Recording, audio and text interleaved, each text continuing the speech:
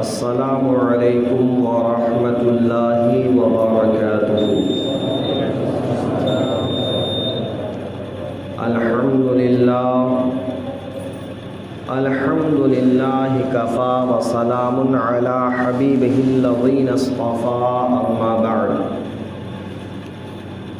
فاعوذ باللہ من الشیطان الرجیم، بسم اللہ الرحمن الرحیم۔ یا ایہا النبی قل لأزواجک ان کنتن تردن الحیاة الدنیا وزینتها فتعالین امتعکن واسرحکن سراحا جمیلا۔ صدق اللہ المولانا العظیم وصدق رسولہ النبی الامین المتین الکریم، ونحن على ذلك لمن الشاهدين والشاكرين والحمد لله رب العالمين۔ قرآن مجید کی جس آیت کریمہ کی تلاوت کا شرف حاصل کیا، اس کی روشنی میں کچھ دیر گفتگو کرنے سے قبل اپنے آقا اور مولا حضرت محمد مصطفیٰ صلی اللہ علیہ وآلہ وسلم کی دربار گوہربار میں انتہائی عقیدت و محبت کے ساتھ درود پاک کا نذرانہ پیش کریں۔ اللہم صلی علی سیدنا و مولانا محمد بارک وسلم، صلاۃ و سلام علیک یا رسول اللہ صلی اللہ تعالی علیہ وسلم۔ گزشتہ جمعہ کی تقریر اگر آپ کے ذہن میں ہوگی تو میں نے عرض کیا تھا کہ اپنی بیویوں کو اپنے گھروں میں نفقہ کے لیے، اخراجات کے لیے جو رقم دی جاتی ہے، خرچی دی جاتی ہے، اس میں اتنی خرچی دے کہ معمول کے اخراجات کے علاوہ اگر وہ چاہیں تو ان میں سے کچھ اللہ کی راہ میں خرچ بھی کر سکیں۔ آقائے دو عالم صلی اللہ علیہ وسلم کی مبارک زندگی ہم سب کے لیے نمونۂ عمل ہے، اور آقا علیہ السلام کی زندگی کا ہر گوشہ کہیں نہ کہیں ہماری زندگی میں روشنی عطا کرتا ہے۔ اب اس کا ایک دوسرا رخ ملاحظہ کریں۔ میری عادت ہے کہ میں کسی ایک بات کو نہیں بلکہ اس کے ہر پہلو پر نظر رکھتا ہوں۔ تو جہاں میں نے خرچی کے تعلق سے آپ کے سامنے معروضات پیش کیے، اب ذرا اس کا دوسرا رخ بھی ملاحظہ کیجیے۔ آقائے دو عالم صلی اللہ علیہ وسلم کی جب آپ کی وفات ہوئی ہے تو 9 یا 11 بیویاں رہی ہیں۔ ان میں سے حضرت خدیجہ کا انتقال حضور کی حیات میں ہی ہو چکا تھا۔ حضرت خدیجہ کی زندگی میں حضور نے کوئی دوسرا نکاح نہیں فرمایا تھا۔ ان کے انتقال کے بعد حضور نے حضرت سودا بنت زمعہ، حضرت عائشہ، حضرت حفصہ، حضرت زینب بنت جہش، حضرت صفیہ، یعنی کئی بیویوں سے الگ الگ موقع پر آپ نے نکاح فرمائے۔ ان نکاحوں کے پیچھے راز کیا ہے انشاءاللہ کبھی عرض کریں گے، آج یہ عرض کرنا ہے کہ حضور کی بیویاں کیسے گھرانے سے، کیسے خاندان سے تعلق رکھتی تھیں۔ حضرت عائشہ حضرت ابو بکر رضی اللہ عنہ کی بیٹی ہیں، اور حضرت ابو بکر مکہ کے بڑے تاجر کاروباری شخص ہیں اور اپنے قبیلے کے سردار بھی۔ حضرت حفصہ حضرت عمر کی بیٹی ہیں، اور حضرت عمر اپنے قبیلے کے رئیس اور سردار ہیں۔ حضرت زینب بنت جہش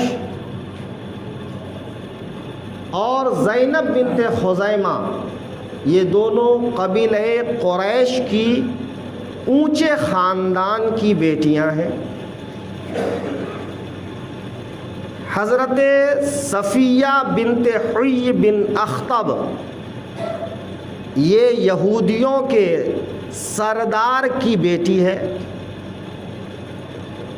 کل ملا کر اگر آپ دیکھیں تو حضور کی ازواج میں جتنی بھی ہیں یہ سب کے سب بڑے بڑے مالدار اور بڑے بڑے عہدے دار لوگوں کی بیٹیاں ہیں۔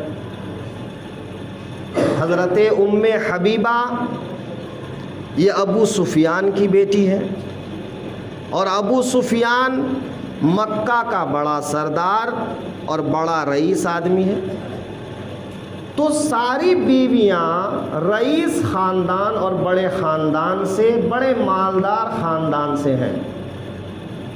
تو اب ظاہر ہے کہ جو پیسے والے حضرات ہوتے ہیں ان کی رہن سہن بھی الگ ہوتی ہے، ان کا رکھ رکھاؤ بھی الگ ہوتا ہے۔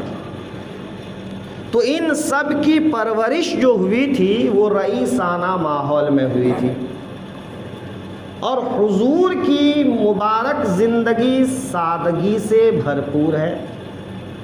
آقا کریم کی زندگی بالکل سادہ سی زندگی ہے۔ آقا کریم صلی اللہ علیہ وسلم کھانے پینے، اوڑھنے پہننے، ہر چیز میں سادگی کو اختیار کرتے تھے۔ تو حضور صلی اللہ علیہ وسلم کے نکاح میں جو بیویاں تھیں ان کو جو آپ نفقہ دیتے تھے، خرچہ دیتے تھے، وہ خرچہ بھی شان نبوت کے مطابق سادگی کے انداز میں دیا کرتے تھے، اور وہ نفقہ آپ کی ازواج کے اخراجات کے لیے بہت دفعہ کافی نہیں ہوتا تھا۔ حالانکہ حضور کے نکاح میں آنے کے بعد ان ازواج مطہرات کی زندگی بھی کاشان نبوت کے مطابق سادہ سی زندگی تھی، اور بہت صبر و تحمل والی زندگی تھی، لیکن کبھی کبھی صبر کا پیمانہ لبریز ہو جاتا تھا۔ اس بات کو یہیں رہنے دیں۔ اب ایک بات اور سماعت کرے،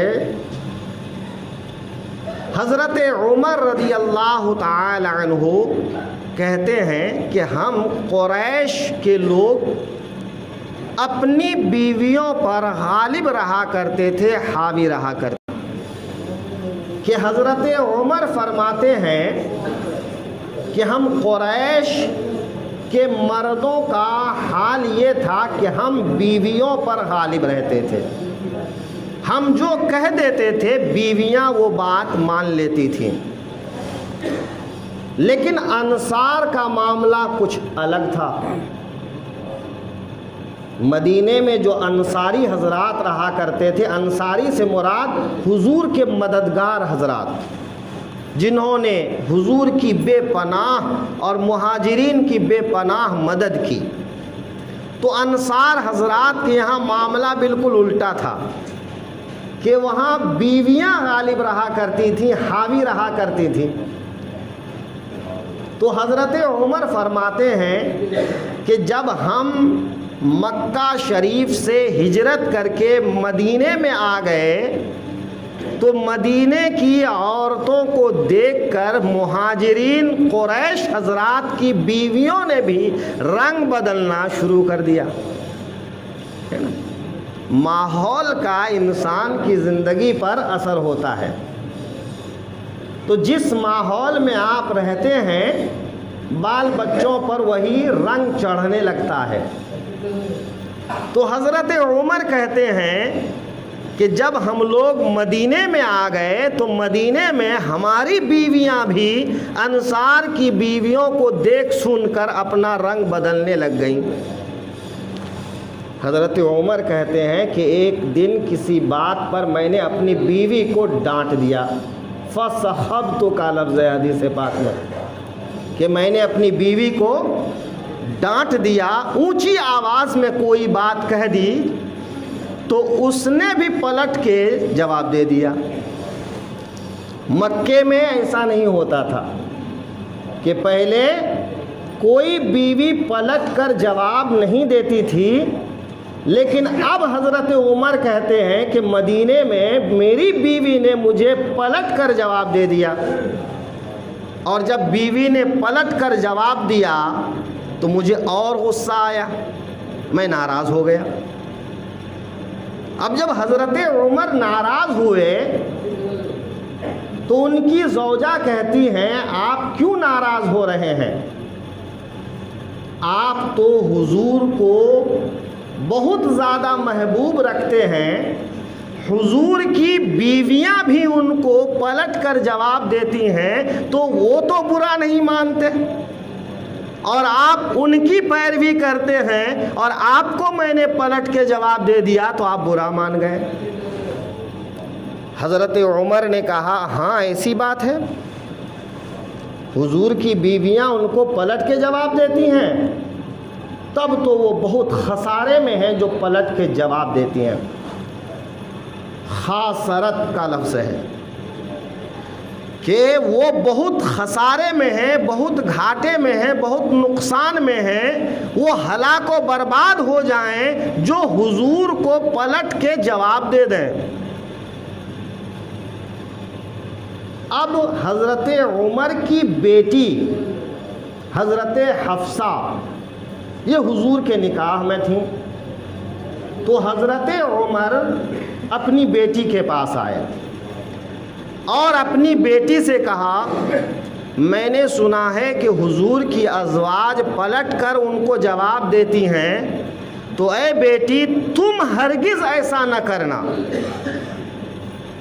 کہ اگر حضور کی اور بیویاں تمہاری پڑوسن یا تمہاری سوکن جواب دے بھی دیں تو تم ایسا ہرگز مت کرنا۔ ذرا اس بات پہ غور کیجئے، باپ ہیں تو بیٹی کو کیا نصیحت کر رہے ہیں کہ ہرگز کوئی ایسی بات نہ کہنا کہ حضور کو تکلیف ہو۔ اب اگر یہ بات ہم سب اپنی بیٹیوں کے ساتھ، اپنی بہنوں کے ساتھ معمول میں لائیں کہ اگر ہماری بہن بیٹیاں بیاہ کر جاتی ہیں اور وہ سسرال والوں پر زیادتی کرتی ہیں، چونکہ ہر کوئی اپنے بچوں کو اچھی طرح جانتے ہیں، ان کا مزاج جانتے ہیں، تو اگر زیادتی بیٹی کی طرف سے ہے تو ایسی صورت میں اگر حضرت عمر کا یہ طریقہ اپنایا جائے کہ اپنی بیٹی کو سمجھایا جائے کہ سسرال والوں کے ساتھ نہ الجھنا، تو یقیناً وہاں پر پھر جھگڑا آگے نہیں بڑھے گا۔ جھگڑا آگے کب بڑھتا ہے؟ جب میکے سے شہ ملتی ہے، کبھی ماں چڑھاتی ہے، کبھی بہنیں چڑھاتی ہیں، کبھی باپ چڑھا دیتے ہیں، کبھی سہیلیاں چڑھا دیتی ہیں، تو جھگڑا اور بڑھ جاتا ہے۔ لیکن حضرت عمر کا معمول دیکھیے کہ ان کو اب تک معلوم نہیں تھا، جیسے ہی اپنی بیوی سے پتہ چلا کہ حضور کی ازواج پلٹ کے جواب دیتی ہیں، تو اپنی بیٹی کو نصیحت کرنے آ گئے کہ اے میری بیٹی، اگرچہ تمہاری سوکن، تمہاری پڑوس والیاں حضور کو پلٹ کے جواب دیں تو تم ہرگز جواب نہیں دینا۔ اچھا، اشارہ تھا اس میں، حضرت حفصہ کے پڑوس میں حضرت عائشہ صدیقہ رہتی تھیں، ان کا حجرہ آزو بازو میں تھا۔ اب حضرت عائشہ تمام ازواج میں کم عمر تھیں، خوبصورت تھیں، حضرت صدیق اکبر کی بیٹی تھیں، اور حضور کی بارگاہ میں بڑی چہیتی تھیں۔ تو حضرت عمر کا اشارہ تھا کہ اگرچہ وہ کبھی محبت میں حضور کو کوئی بات کہہ دیں تو تم ان کی دیکھا دیکھی نہ کہنا، کیوں کہ وہ حضور کی بارگاہ میں جتنی محبوب ہیں، ان کے والد جتنے محبوب ہیں، نہ تم ان کی بارگاہ میں اتنے محبوب ہو، نہ تمہارے والد اتنے محبوب ہیں۔ ذرا سمجھانے کا انداز دیکھیے۔ حضرت عائشہ رضی اللہ عنہا کبھی کبھی جب ناراض ہو جاتی تھیں، میاں بیوی میں ایسا ہوتا ہے، تو جب کبھی حضرت عائشہ ناراض ہوتی تھیں تو عام طور پہ بات چیت میں کہتی تھی رب محمد کی قسم، محمد کے رب کی قسم، اور جب ناراض ہو جاتی تھیں تب کیا کہتی تھی؟ رب ابراہیم کی قسم۔ اب وہاں حضور کا نام نہ لے کر حضور کے جد اعلیٰ حضرت ابراہیم کا نام لیتی تھیں، تو حضور سمجھ جاتے تھے کہ یہ آج ناراض ہے۔ تو اپنی بات رکھنے کا ایک انداز، اچھا انداز تھا، حالانکہ کسی بھی بیوی کو حضور سے دلی نفرت یا عداوت نہیں ہوتی تھی، کیونکہ حضور کی بارگاہ میں دلی نفرت یا دلی عداوت تو جائز ہی نہیں تھی۔ ایک اپنی بات رکھنے کا طریقہ تھا۔ تو بہرحال حضرت عمر نے اپنی بیٹی کو سمجھایا، حضرت ابو بکر حضرت عائشہ کو تاکید کر رکھے تھے کہ حضور جو اخراجات دیتے ہیں، اگر ان اخراجات سے تمہاری ضرورت پوری نہ ہو تو حضور سے نہ کہنا، مجھ سے کہنا اور مجھ سے لے لینا۔ یہ حضرت عمر بھی کہہ رکھے تھے، حضرت صدیق اکبر بھی کہہ رکھے تھے، ابو سفیان جو فتح مکہ کے بعد ایمان لے آئے، انہوں نے بھی اپنی بیٹی کو تاکید کر رکھی تھی، یعنی وہ اپنی اپنی بیٹیوں کو تاکید کر رکھے تھے۔ اچھا، ایک بات اور سمجھ لیجئے کہ ایک دفعہ اور حضرت عائشہ جب غزوہ بنی مستلق سے لوٹ رہی تھیں تو ان کا ہار گم ہو گیا، ایسی جگہ پر پڑاؤ ڈالنا پڑا جہاں پانی نہیں تھا، اور جب فجر کی نماز کا وقت ہوا تو لوگوں کے پاس پانی نہیں تھا، تو لوگ ذرا باتیں کرنے لگے کہ حضرت عائشہ کی وجہ سے یہاں رکنا پڑا اور یہاں لوگوں کے پاس پانی نہیں۔ یہ بات حضرت صدیق اکبر تک پہنچ گئی۔ صدیق اکبر حضرت عائشہ کے پاس گئے اس حال میں کہ حضرت عائشہ کی ران پر حضور کا سر رکھا ہوا تھا اور حضور آرام فرما رہے تھے، اور حضرت ابو بکر اپنی بیٹی کو یوں مارنے لگے، کوکھ میں گھونسا مارنے لگے کہ تم نے حضور کو ایسی جگہ روک لیا جہاں پانی نہیں ہے۔ حضرت عائشہ کہتی ہیں کہ میں تکلیف سے حرکت کرنا چاہتی تھی، لیکن حضور کا سر میرے ران پہ رکھا ہوا تھا، اس لیے میں حرکت نہیں کر سکتی تھی۔ ذرا یہاں بھی غور کیجئے کہ حضرت صدیق اکبر کا عمل کیا ہے۔ جو واقعہ میں بتانے جا رہا ہوں اس واقعے میں آپ آگے ملاحظہ کریں گے کہ حضرت عمر فاروق کو جب پتہ چلا تو وہ گئے اور انہوں نے اپنی بیٹی کی گردن دبا دی کہ میں نے تم سے کہا تھا کہ حضور سے خرچہ کے معاملے میں کچھ نہ کہنا، لیکن تم نے نہیں مانا، تو ان کی گردن دبا دی۔ یہ سب واقعات کیا بتاتے ہیں کہ اگر داماد کا قصور نہ ہو، بیٹی کا قصور ہو تو تنبیہ کرنا ماں باپ کا فرض ہے۔ ہاں اگر داماد ظلم کرنے لگے تو پھر اس کو ظلم سے روکنے کی جو تدبیر ہو وہ تدبیر اپنانا ضروری ہے۔ بہرحال یہ کچھ حالات ہوئے۔ اصل واقعہ یہ ہے کہ حضور کی ازواج نے آپس میں مشورہ کیا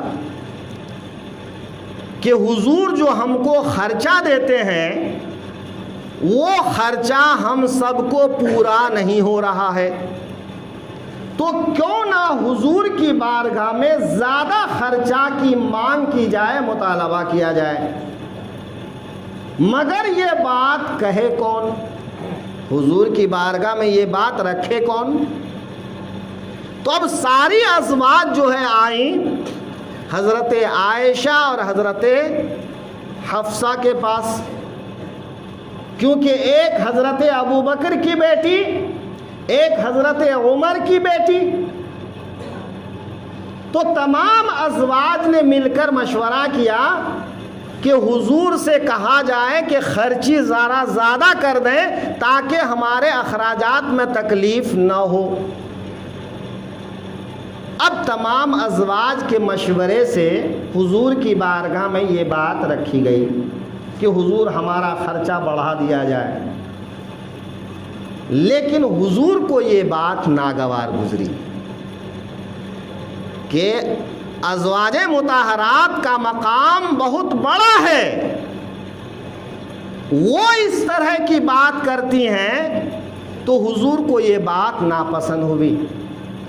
ایک طرف ان کا کہنا غلط نہیں تھا اور دوسری طرف شان نبوت کی بات تھی کہ میرے آقا نے مالداری پر فقر و فاقہ کو ترجیح دیا تھا، آخرت کے لیے دنیا کو چھوڑ دیا تھا، تو حضور کے مزاج کے موافق نہیں ہوا۔ آقائے دو عالم صلی اللہ علیہ وسلم اس بات سے کچھ ناراض ہوئے۔ انہی دنوں کی بات ہے کہ حضور صلی اللہ علیہ وسلم گھوڑے سے زمین پر آ گئے تو پنڈلی میں چوٹ آ گئی۔ تو احادیث میں واقعات کو الگ الگ بیان کیا گیا ہے، لیکن سیرت نگاروں نے کہا ہے کہ یہ سب واقعات ایک ساتھ پیش آئے۔ ازواج مطہرات نے نفقہ میں زیادتی کا مطالبہ کیا، حضور کے پیر میں چوٹ آ گئی تو حضور نے 1 مہینے کے لیے اپنی ازواج سے ایلا فرما لیا، اور آپ نے اپنے رہنے سہنے کے لیے بالا خانہ ایک حصہ بنا ہوا تھا، وہاں پر آپ نے اپنا بستر لگا لیا۔ پہلے یہاں پر 2 لفظ سمجھ لیجئے، ایک ہے ایلا۔ ایلا کیا ہے؟ ایلا کہتے ہیں کہ شوہر یہ قسم کھائے کہ وہ 4 مہینے تک اپنی بیوی سے صحبت نہیں کرے گا، تو ایسی صورت میں یہ حکم ہے کہ اگر وہ اپنی بیوی کو رکھنا چاہتا ہے تو اپنی قسم توڑ دے اور قسم توڑنے کا جو کفارہ ہے وہ کفارہ ادا کر دے، اور 4 مہینے کے اندر اندر میاں بیوی کے تعلقات قائم کر لے۔ اور اگر اپنی قسم نہیں توڑتے ہیں، 4 مہینہ پورا ہو جاتا ہے تو بیوی پر طلاق بائن پڑ جائے گی، اب بیوی نکاح سے نکل جائے گی۔ تو یہ ایلا کا حکم ہے۔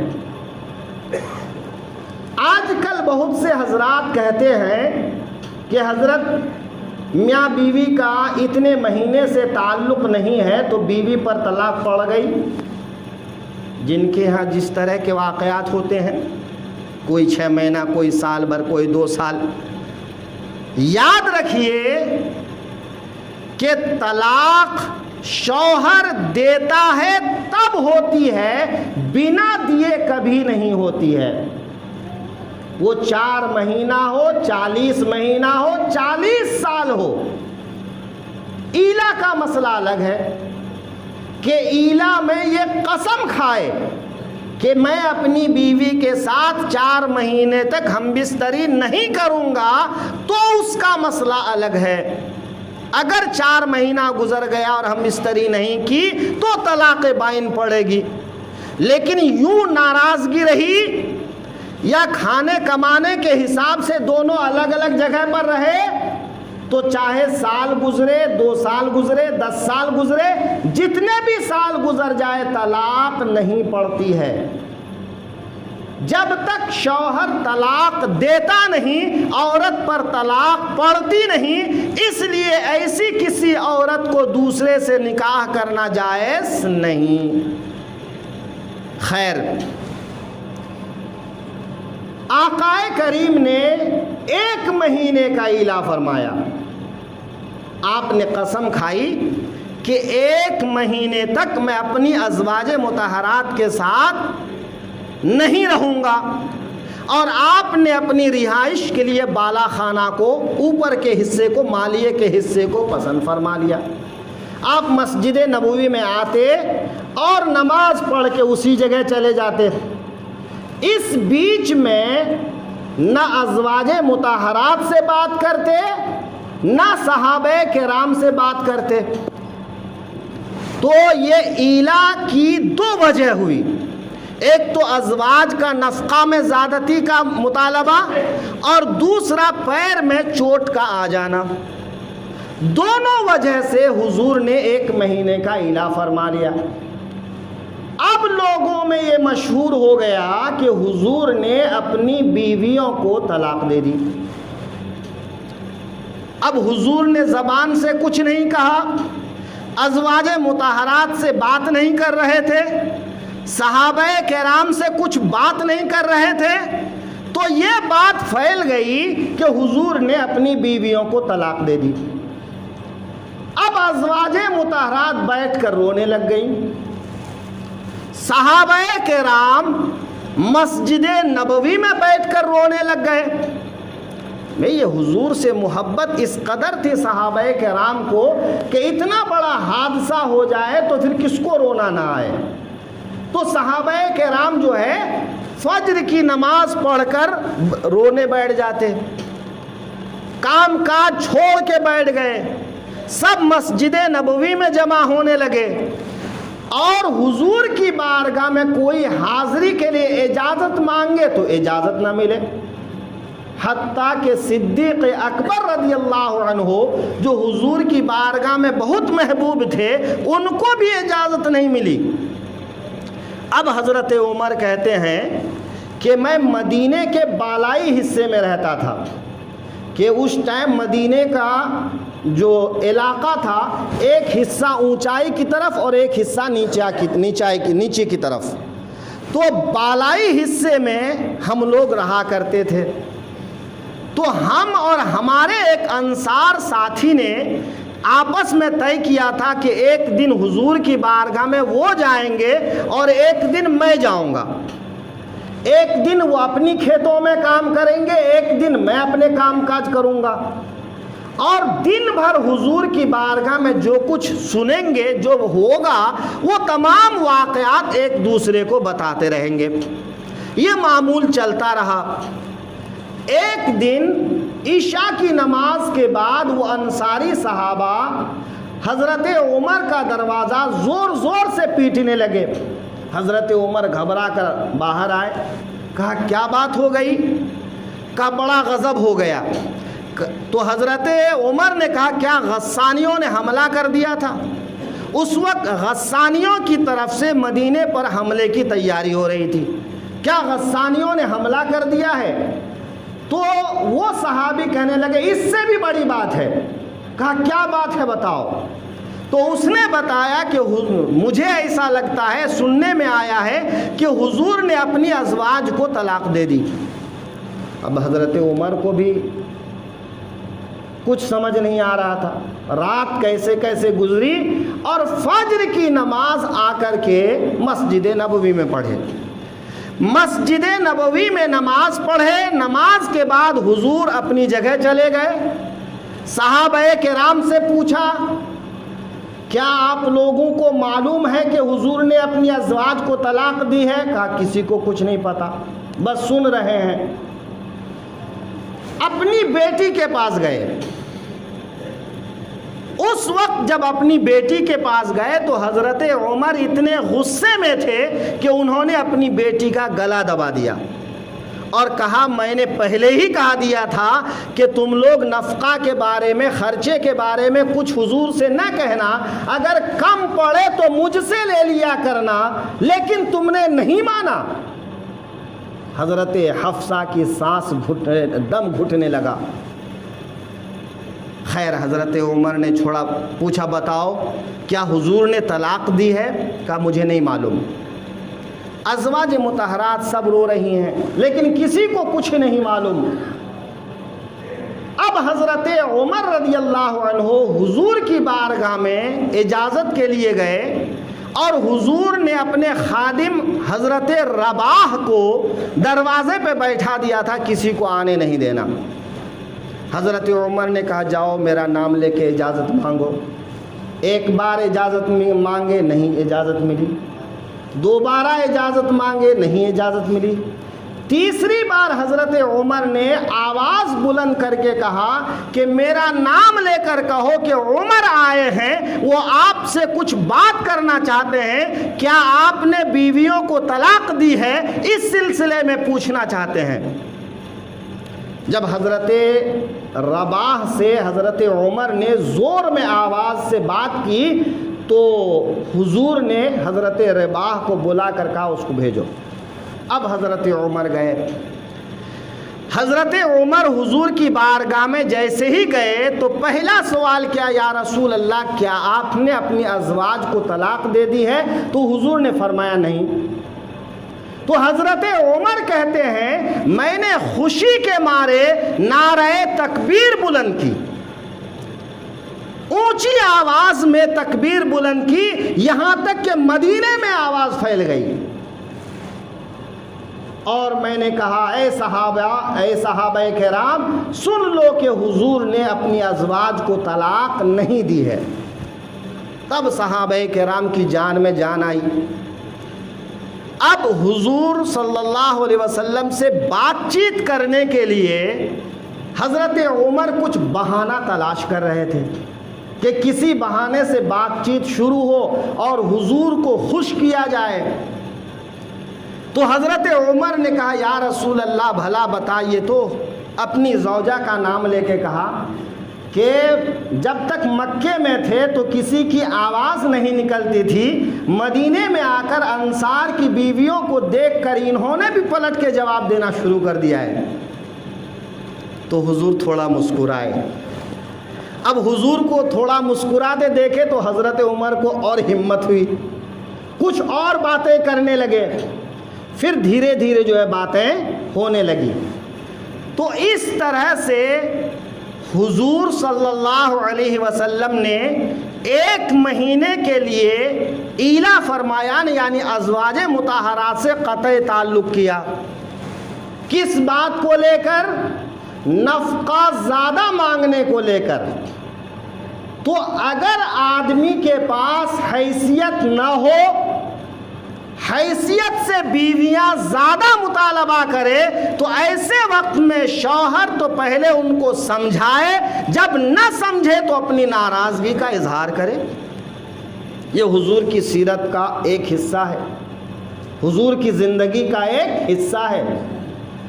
تو اپنے گھر میں گھریلو حالات کو کس طرح کنٹرول میں رکھنا ہے وہ آپ بہتر سمجھ سکتے ہیں۔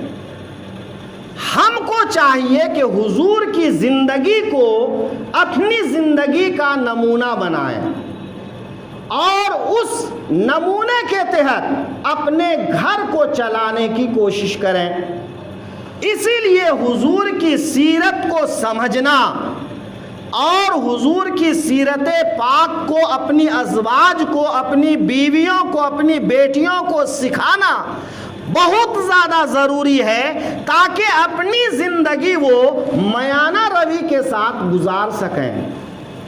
اسلام عدل و انصاف کا مذہب ہے، نہ شوہر کو بیوی پر زیادتی کی اجازت ہے، نہ بیوی کو شوہر کے ساتھ زیادتی کی اجازت ہے، بلکہ دونوں کے لیے حکم یہ ہے کہ ہر کوئی اپنے اپنے حقوق پورے کرے تاکہ گھر میں کوئی بدمزگی پیدا نہ ہو۔ بات ادھوری رہ گئی ہے، ٹائم ہو گیا ہے۔ روزانہ